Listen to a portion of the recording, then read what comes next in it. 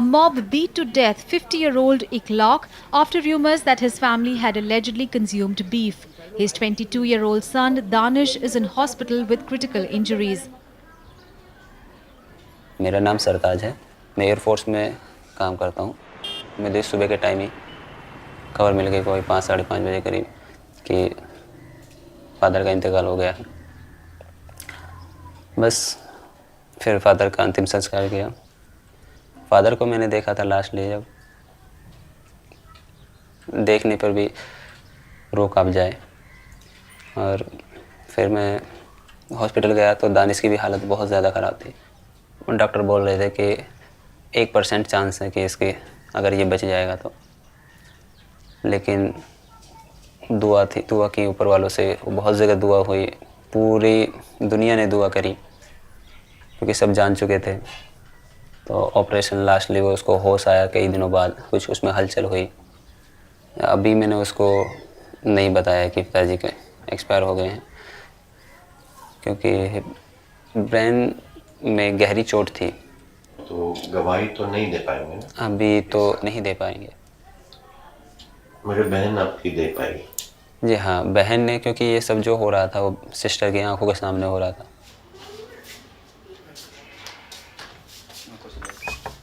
बस मंदिर में ऐलान हुआ था और वहाँ तुरंत गंदी गंदी गाली देते हुए, गली में शोर मचाते हुए आ गए। ऊपर वो दरवाज़ा तोड़ दिया, सारा सामान घर का तोड़ दिया। फिर वो धक्का मार के उस गेट को तोड़ के पापा जी को और दानिश को वहीं मारने लगे।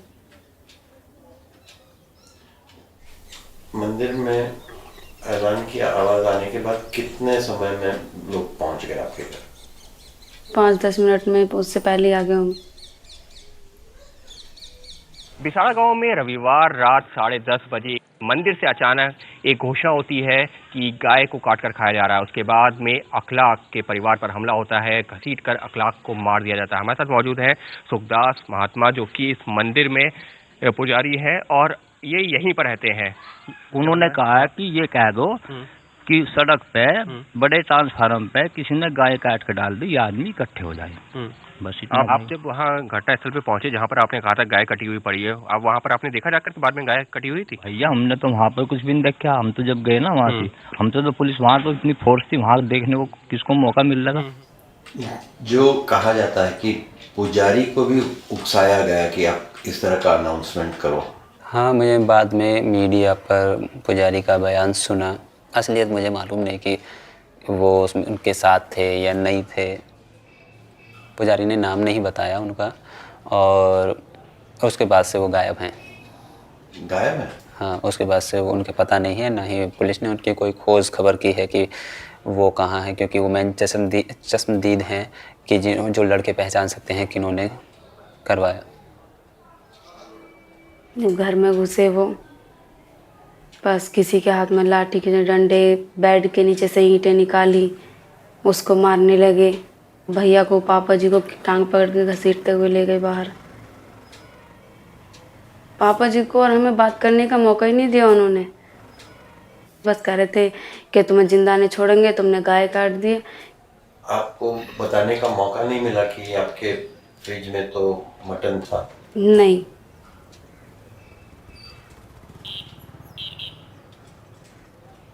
हमारे घर में कभी इस तरीके का गोश्त वगैरह नहीं आया।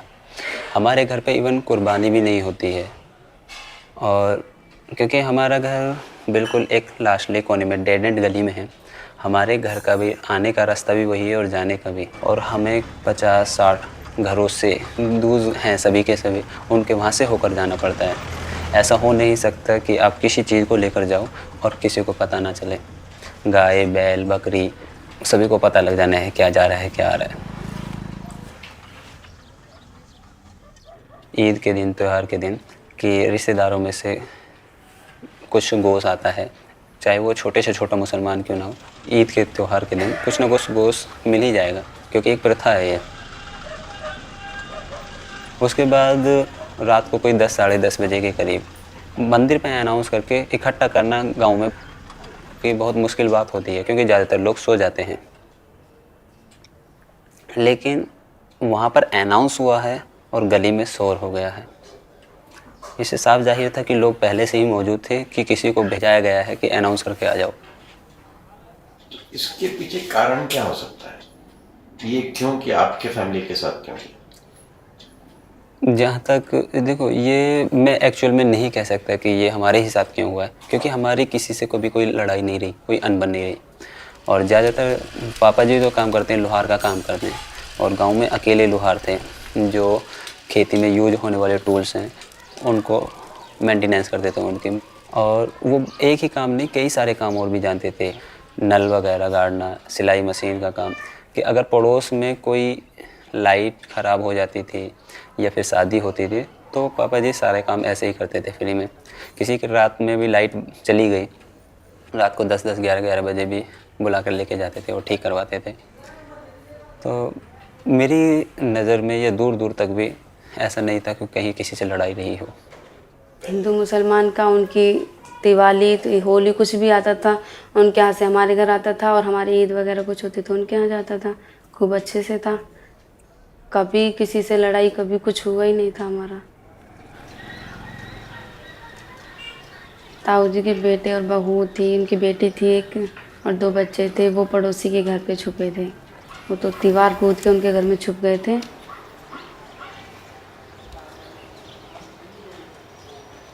ये अफजाल हो गया यहाँ से यहाँ तक, ये अखलाक हो गया, इखलाक सामने वाला। अंधेरा था लेकिन वो छत के माध्यम से चढ़ के आई। उस रात मैं ड्यूटी से जिस समय आया तो मैंने देखा कि मेरी मिसेज ने कुछ बच्चे छोटे जो इखलाक के भतीजे थे, उनके बेटे भतीजे की बहू थी, वो सब बैठे हुए थे, डरे हुए थे। तो वो लोग फिर वहीं रहे। जब सुबह जगे तो पूरा शासन प्रशासन यहाँ हमने देखा, और तब वो बच्चे फिर अपने घर गए। इखलाक का तो बड़ा अच्छा है, यहाँ पर ताल्लुकात थे, सभी पड़ोसियों से अच्छे ताल्लुकात थे, कामकाज करता था, हम लोगों के बीच में ही रहता था। ब्याह शादी हमारे घेर में ही हुए हैं, हमारे हिंदू रीति रिवाज से ही खाना बनवाया है उसने अपने कारज में भी। कोई बिजली का कनेक्शन जैसे ख़त्म हो गया, दूरी में बिजली नहीं आ रही तो उसे भी चेकअप कर जाता था, वो सारा काम करता था। घर का हमारे तो घर जैसा ही माहौल था उसका। तो बालकन की बराबर है। 3-4 पीढ़ी होगी पहले से यही रहे मुसलमान। उनके बाबा क्या, उनके पिताजी क्या, सब यहीं पे, कोई वारदात इस तरह की आज तक नहीं हुई। यहाँ कभी हिंदू और मुसलमान वर्ड कभी जीभ पे नहीं आता था, ना हम कभी इन शब्दों को यूज करते थे। हिंदू हमको मुसलमान और हम उनको हिंदू, इस तरह बिहेव था, व्यवहार था। उनकी शादी ब्याह में वो शरीक होते थे, हम उनकी में होते थे। यदि हमारे यहाँ कोई पूजा पाठ, रामायण, जागरण, भागवत होती थी तो वो लोग वहाँ आके वही सेम प्रसाद और लेते थे, ग्रहण करते थे और वहाँ रहते थे। ऐसे ही हम उनके भी तीज त्योहार में शामिल होते थे। जब गांव वालों को पता चला कि आपने मदद की परिवार की, तो फिर आपके ऊपर भी नाराज हो गए कुछ लोग? हाँ, चंद लोग, कुछ जब हमने मदद की है परिवार की तो कुछ चंद लोग, ओम महेश और संजय राणा, ये दोनों ही करते हैं। यानी जिसका बेटा आरोपी है, जेल में है, और लोग कहते हैं कि, यानी पुजारी ने खुद कहा कि इसी ने हमें कहा अनाउंसमेंट। हाँ, उसका लड़का ही था ओम महेश का। इतना डरा हुआ माहौल बनवा दिया ओम महेश और संजय ने। जो अच्छे लोग हैं या हेल्पफुल लोग हैं या गांव के विकास या एकता चाहते हैं, तो वो भी आगे से इसमें इन्वॉल्व ना हो। वो पहले से ही इतने डर जा करें, गांव की बुराई उन्हें ऐसी दिला दें कि चाह कर भी किसी की हेल्प ना करें और ये अपना राजनीति करते रहेंगे। दादरी के बिसाड़ा गांव में गिरफ्तार किए गए आरोपियों का इसी गांव के बीजेपी नेता संजय राणा से कनेक्शन जुड़ रहा है। संजय राणा केंद्रीय मंत्री महेश शर्मा के करीबी भी हैं। संजय राणा का बेटा विशाल भी गिरफ्तार हुआ है। संजय राणा के मुताबिक रात में बहुत अंधेरा था, इसलिए वो हमलावरों को देख नहीं पाए।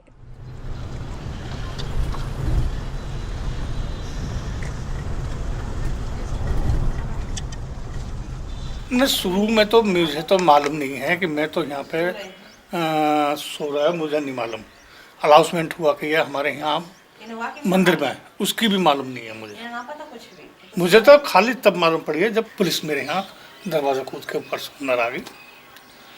तो उन्होंने सीधे सवाल करा कि आपका लड़का है विवेक, वो कहाँ है? मौलवी साहब बंदर होगा। वो तो किसी को गाली भी ना देगा जानता, वो तो बहुत ही भला है। 6 आरोपित ऐसे हैं, दोनों लड़के मेरे, 2 लड़के धीरज के, गौरव और सौरभ, 2 लड़के हैं राजाराम के। ये 6 बच्चे तो मतलब 3 घर के ही हैं। बाकी तो हम देखने के जाते हैं, जैसे अनाउंसमेंट हुआ ना तो काफ़ी लड़के पहुंच गए। हमारा क्या नाम है, ये सचिन था छोटा वाला लड़का, ये भी पहुंच गया था वहाँ देखने को। बहुत बच्चे पहुंच गए, ऐसी कोई वो नहीं थी। लेकिन जो वाक्य जो हुआ है वो एक पोलोथीन में गाय के बछड़ा था, अच्छा बड़ा, इतना बड़ा, उस बछड़े के कान, सिर और खाल ये पोलोथीन में रखे, जो कि इखलाक फेंक के आया। इखलाक जो मरा है वो ही फेंक के आया था उसे, वो कुत्ते उसे खींच लाए। जो जांच हुई है, उस मांस की जांच हुई है, उसमें तो ये सिद्ध हुआ है कि वो मांस गाय का नहीं था। ये तो जो ईद में मटन खाते हैं यही था। ये चीज भूल जाइए, वो सच है या गलत है वो तो प्रशासन ने चेक कराया। हो नहीं चेक कराया, उन्होंने कहा कि गाय का मांस नहीं। हाँ, गाय का मांस नहीं तो कैसे हम मान लें।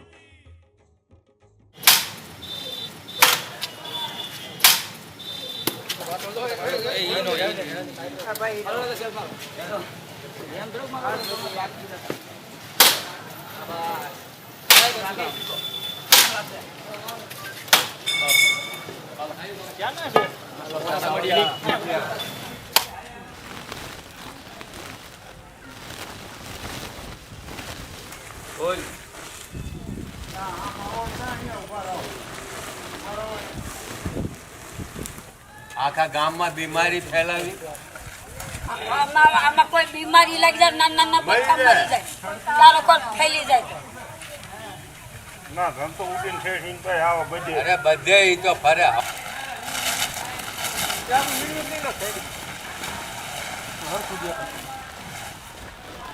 4 દી થઈ ગયા 4 દીથી બોલી છે 4 દીથી કેવી છે કાચી ન સાંભળે સરકાર ના સાંભળે અડવાળાને કે આવીને લઈ જાવ તને કે મારે પૂજા કરો પેલા પૂન ઉપાડતું હતું હરિજન ઉપાડતા હતા જે હરિજનની મના છે અને આ જોઈને હંધી હડતાલ થઈ છે તો અમારે આ પરેશાની છે સરપંચ શ્રીને રજૂઆત કરેલ તો કહેલ કે આ કામ મારું નથી કેટલા પૈસાનું કીધું એને કીધું કે 1000 માંગશે 1000 દઈશ મૃત પશુનો યોગ્ય નિકાલ થાય જે પૈસા થાય હું આપી દઈશ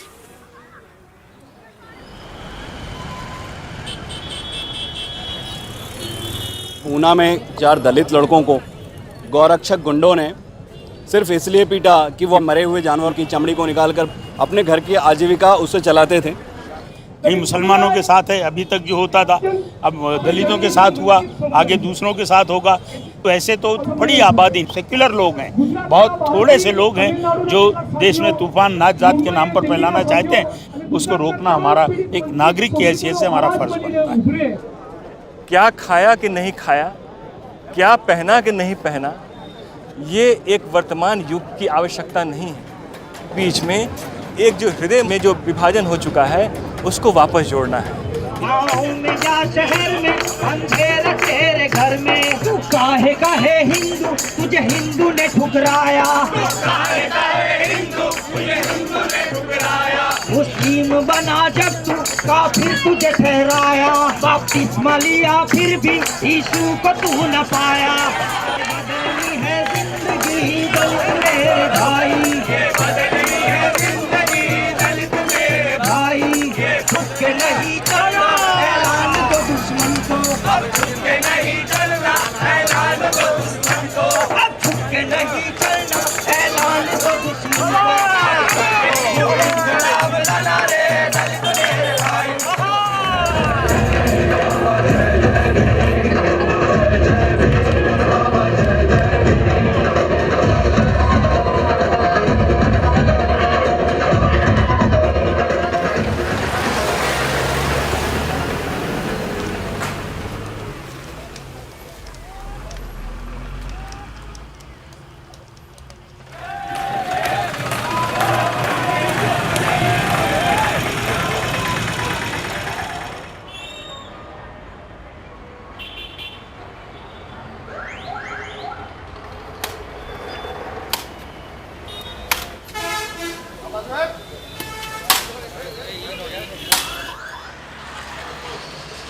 जुलाई को जो घटना हुई है इसके लिए हम खेद व्यक्त करते हैं। आप चाहते हैं कि दलित पुश्तैनी काम करते रहे, उसका पारंपरिक बिजनेस है, वो करते रहे, हम चाहते हैं। कि पिटाई क्यों की गई? जिंदा गाय नहीं काटनी चाहिए, ये धर्म में मना किया। हिंदू धर्म, सनातन धर्म उस पर मनाही कहता है। वर्ल्ड में नंबर 1 इंडिया का एक्सपोर्ट है। सरकार तो आपकी सरकार है ना, हम किसी पार्टी से जुड़े नहीं। किसी पार्टी में नहीं, मगर किसी विचारधारा से जरूर जुड़े। एक सत्यवादी विचारधारा। तो जो जिन्होंने पीटा उन्होंने गुनाह किया कि नहीं? वो तो सामान्य मारपीट की, पीटा गया, सामान्य मारपीट की।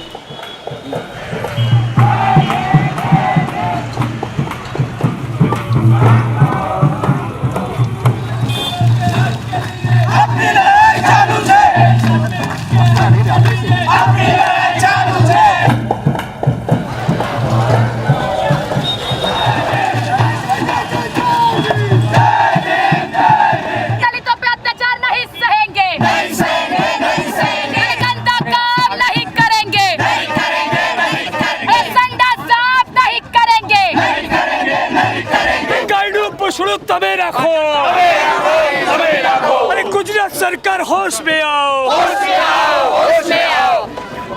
ये 10 दिन से हमारी जो रैली चल रही है उसके अंदर हर एक गांव में से हमारे दलितों ने एक गंदा काम करना छोड़ दिया है। और कल नज़दीकी एक गांव में हमारे ऊपर अटैक भी हुआ था। दलित कैमरा से एक लेडी हैं ग्रीष्मा और अमित, वो दोनों आगे गए थे समतेर गांव की तरफ। वहाँ पे गौरक्षकों ने सारी सड़क बंद कर रखी थी उस समय। हम यहाँ पे रैली में आ रहे थे और हमें पता चला कि ब्लॉक हुआ है, तो मैं दलित कैमरा से हूँ और मैं लाइव फीड कर रही हूँ यहाँ से जो भी हो रहा है। तो हम वहाँ गए, जब हम बात कर ही रहे थे तब एक स्टैम्पीड हुआ। ये मुद्दा अब गौरक्षक का नहीं है, ये हिंदुत्व का मुद्दा है। दलित मुस्लिम भाई भाई, तो बाकी सब हिंदू कहाँ गए? बाकी सब सवर्ण कहाँ गए? सवर्णों को पीस दिया है राजकीय लोगों ने। ये हिंदुत्व का मुद्दा है। जब तक गौरक्षक तुम नहीं छोड़ोगे तब तक हम ये आंदोलन नहीं छोड़ेंगे।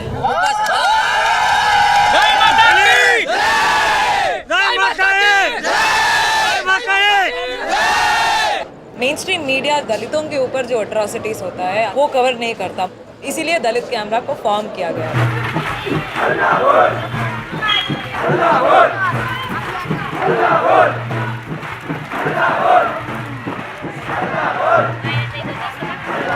अचानक सबको महसूस हुआ है कि हम अगर एक साथ नहीं होंगे तो उसका नुकसान होगा।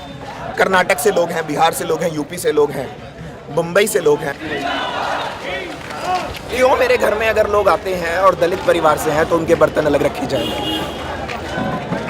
क्यों ऐसा होता है? मैं नवरंगपुरा पुलिस थाने में जाके बोलता हूँ कि एक सिचुएशन है, मुझे इस पे कंप्लेन करनी है। पुलिस सबसे पहले मुझसे पूछती है आपकी जात क्या है। मैं बोलता हूँ कि जी कि मैं तो ब्राह्मण हूँ, तो बोलते हैं अरे ब्राह्मण है आपको क्या तकलीफ है? दलित होते हैं तो दलित की रिपोर्ट नहीं लिखी जाती है। मैं इस ग्रुप्स को जानता नहीं, मैंने फेसबुक पे देखा, राजुला में इनका जो नाइट था, मैं उसके हिसाब से अभी 3 दिन की छुट्टी थी, सैटरडे संडे और 15 अगस्त में इससे अच्छा और क्या होगा? तो अगर 15 अगस्त को मैं झंडे में ये बात लोगों के साथ इनके साथ खड़ा हो पाऊं तो मतलब अपनी जिंदगी में कुछ तो 3 दिन काम के लगाए हैं, बस वही है और क्या। धन्यवाद।